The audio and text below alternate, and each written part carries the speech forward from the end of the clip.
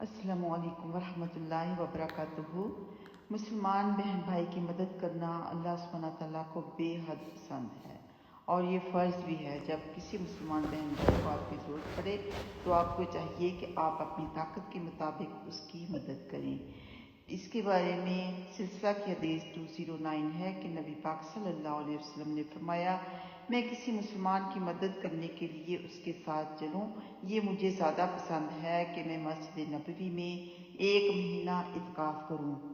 तो इतनी ज़्यादा फजीलत है इंसानी खिदमत करने की कि अल्लाह सुब्हानहू व तआला को अपनी इबादत से ज़्यादा ये पसंद है कि किसी की मदद की जाए।